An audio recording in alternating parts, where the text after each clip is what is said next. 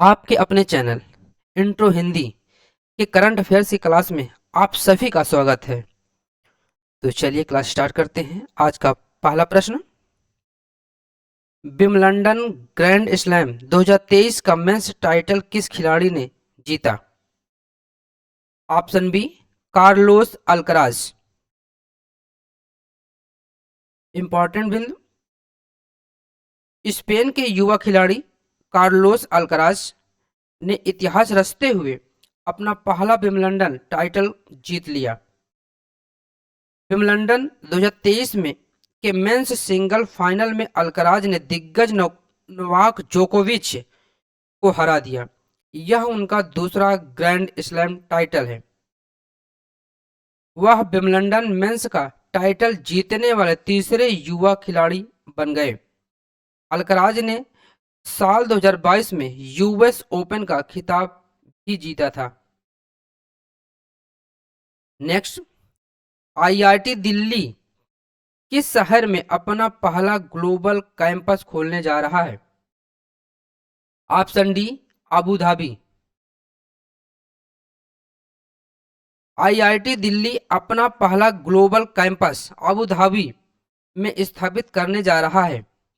सितंबर 2024 से bachelors degree courses भी शुरू होने की उम्मीद है। प्रधानमंत्री नरेंद्र मोदी की मौजूदगी में इससे संबंधित ओएमयू पर अबू धाबी में हस्ताक्षर किए गए।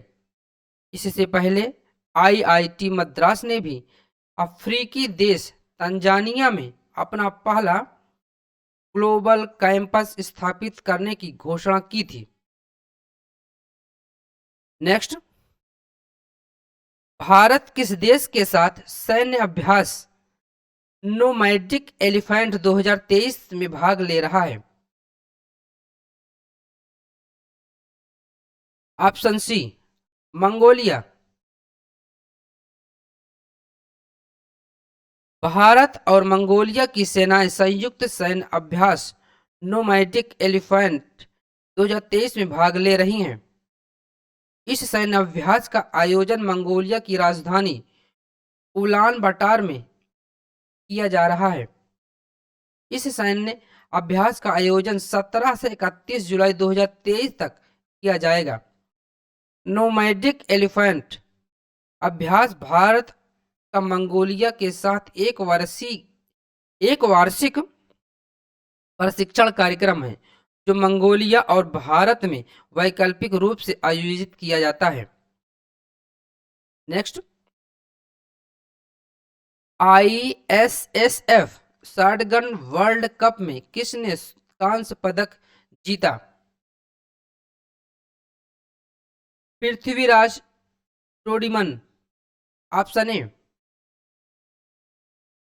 भारत के निशानेबाज पृथ्वीराज टोडीमन ने इटली में आईएसएसएफ शॉटगन वर्ल्ड कप में कांस्य पदक जीता। आईएसएफएफ शॉटगन वर्ल्ड कप का आयोजन लोनाटो इटली में किया जा रहा है। लोनाटो शूटिंग मीट में पृथ्वीराज टोडीमान भारत के एकमात्र पदक विजेता हैं। इससे पहले उन्होंने दोहा में कांस्य पदक जीता था। नेक्स्ट, किसने हाल ही में national multi dimensional poverty index जारी किया है? Option B, NITI Aayog. नीति आयोग ने हाल ही में national multi dimensional poverty index जारी किया। इसके आंकड़ों के अनुसार 2015 से 16 और 2019 से 21 के बीच देश में मल्टी डायमेंशनल पॉवर्टी में रहने वाले व्यक्तियों की संख्या 24.85% से गिरकर 14.96% हो गई। उत्तर प्रदेश में 3.43 करोड़ लोगों के साथ गरीबों की संख्या में सबसे अधिक गिरावट दर्ज की गई। इसके बाद बिहार और मध्य प्रदेश का स्थान है। नेक्स्ट, भारत के किस राज्य में वार्षिक बोनालू फेस्टिवल का आयोजन किया गया? Option A, Telangana. तेलंगाना की राजधानी हैदराबाद में विशेष रूप से पुराने शहर के कुछ हिस्सों में वार्षिक बोनालू फेस्टिवल का आयोजन किया गया। यह फेस्टिवल प्रतिवर्ष हिंदू चंद्रमास का आषाढ़ मास के दौरान मनाया जाता है। बोनालू एक वार्षिक त्योहार है जो हैदराबाद और सिकंदराबाद सहित तेलंगाना के कुछ हिस्सों में मनाया जाता है।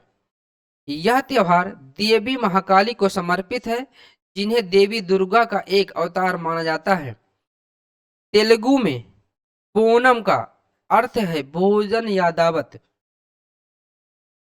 नेक्स्ट, किस केंद्रीय मंत्री ने ड्रग्स तस्करी और राष्ट्रीय सुरक्षा पर क्षेत्रीय सम्मेलन की अध्यक्षता की है?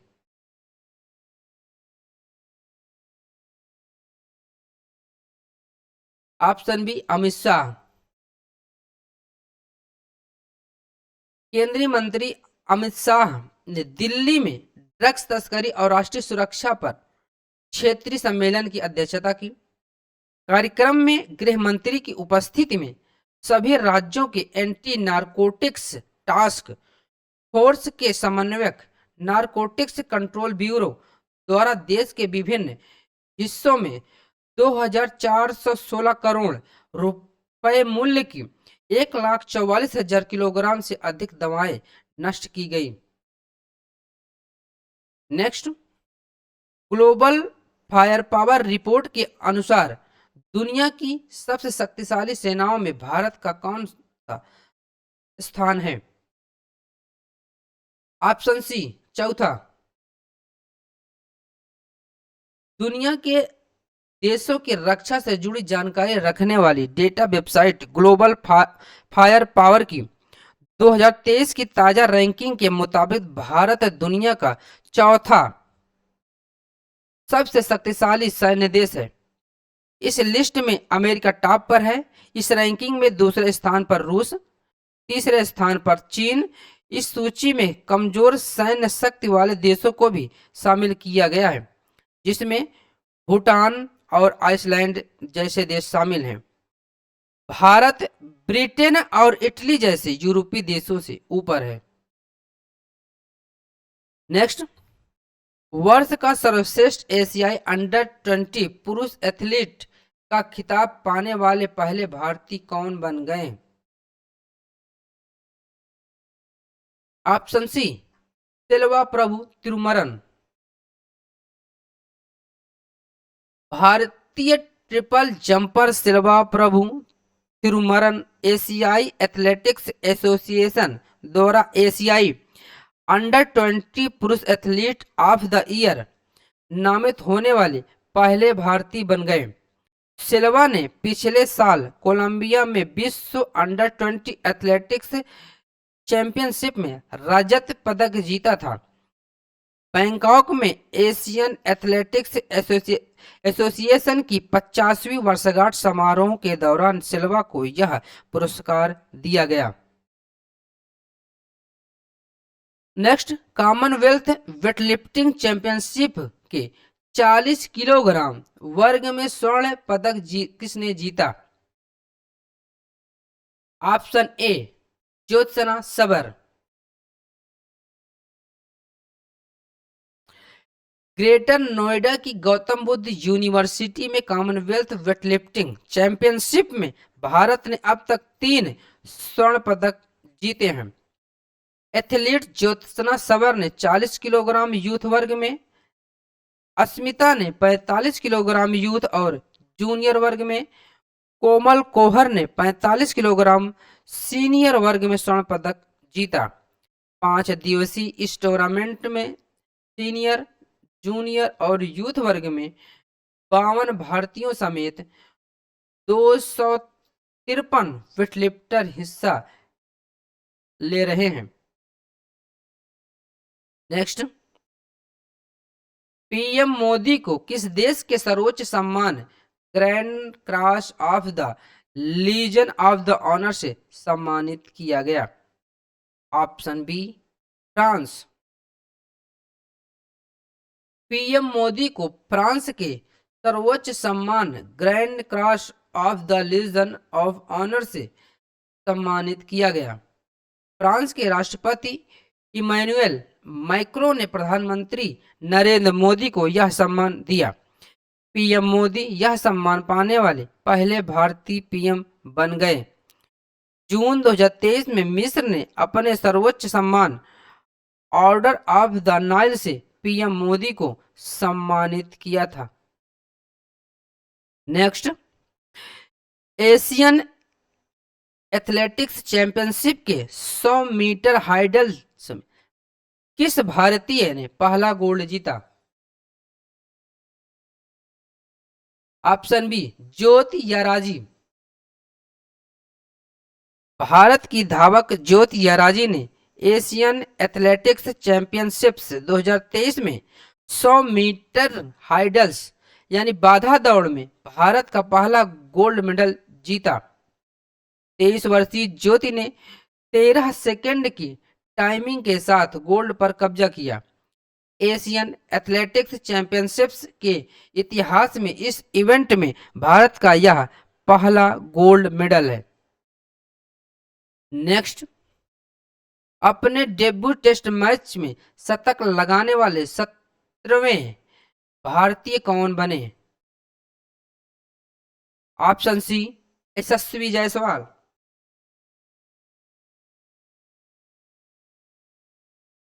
भारत के युवा सलामी बल्लेबाज यशस्वी जायसवाल ने कैरियर की पहली टेस्ट पारी में शतक जड़ने वाले तीसरे भारतीय ओपनर बन गए। इससे पहले भारतीय टीम के ओपनर के तौर पर शिखर धवन और पृथ्वी शॉ यह उपलब्धि हासिल कर चुके हैं। इसके साथ ही वह टेस्ट डेब्यू में शतक लगाने वाले 17वें भारतीय बन गए।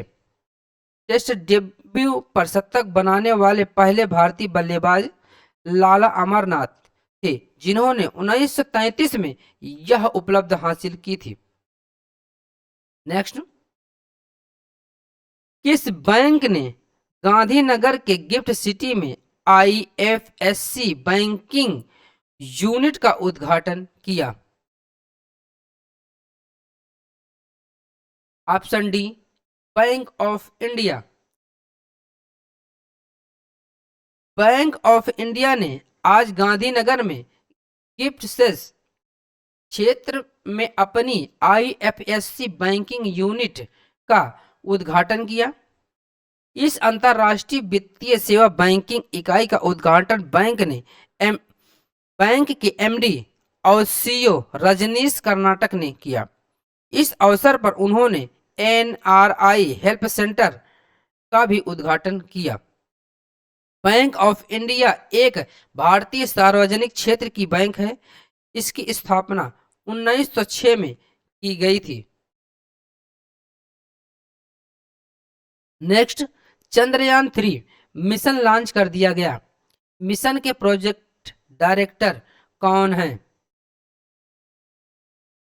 ऑप्शन सी, P वीर मुथवेल।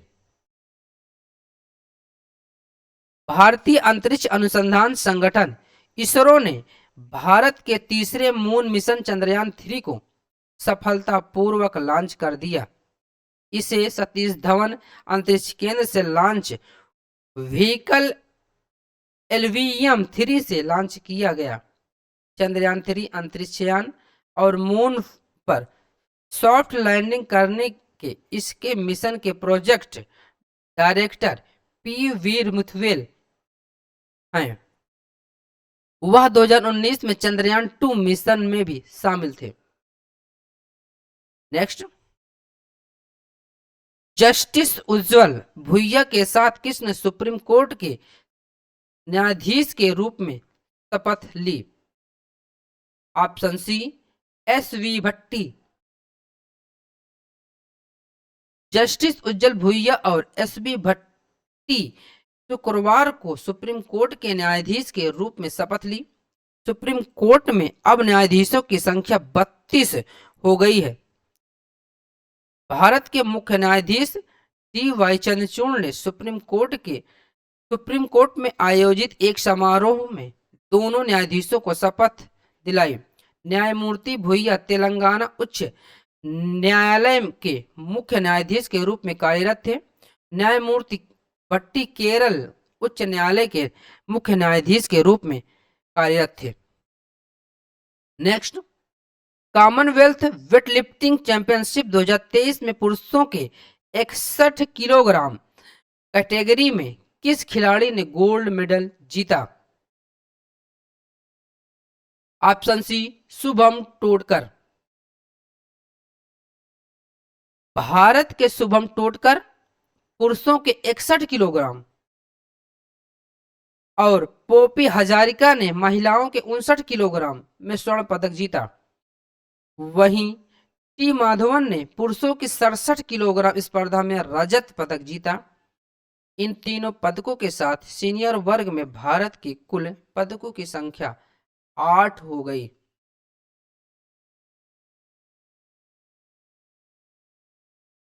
नेक्स्ट, लिथुआनिया में भारत के अगले राजदूत के रूप में किसे नियुक्त किया गया? ऑप्शन बी, देवेश उत्तम को। विदेश मंत्रालय ने भारतीय राजनयिक देवेश उत्तम को लिथुआनिया में भारत के अगले राजदूत के रूप में नियुक्त किया है। देवेश उत्तम 2003 के भारतीय विदेश सेवा के अधिकारी हैं। देवेश उत्तम वर्तमान में विदेश मंत्रालय में संयुक्त सचिव के पद पर कार्यरत हैं। नेक्स्ट, रक्षा मंत्रालय ने भारतीय नौसेना के लिए कितने राफेल लड़ाकू विमानों की खरीद को मंजूरी दी? Option C, 26। रक्षा मंत्रालय ने फ्रांस से राफेल लड़ाकू विमानों के 26 नौसैनिक प्रारूपों की खरीद के प्रस्ताव को मंजूरी दी। रक्षा मंत्री राजनाथ सिंह की अध्यक्षता वाली रक्षा खरीद परिषद ने मंजूरी दी है, जिसमें 22 राफेल MS और 4 ट्विन सीटर ट्रेनर संस्करणों को मिलाकर 26 राफेल लड़ाकू विमान शामिल हैं। साथ ही 3 स्कॉर्पियन पनडुब्बी खरीद को भी मंजूरी दी गई। नेक्स्ट, पैरा एथलेटिक्स विश्व चैंपियनशिप 2023 में किस भारतीय ने रजत पदक जीता? Option D, Nishad Kumar. भारत के निषाद कुमार ने पेरिस में चल रही पैरा एथलेटिक्स विश्व चैंपियनशिप 2023 में रजत पदक जीता। निषाद ने यह पदक हाई जंप T47 इवेंट में हासिल किया। इस जीत के साथ निषाद इस स्पर्धा में पदक जीतने वाले दूसरे एथलीट बन गए। 2023 विश्व पैरा एथलेटिक्स चैंपियनशिप में शीर्ष 4 रैंक वाले एथलीट 2024 पैरालंपिक खेलों के लिए क्वालिफाई करेंगे।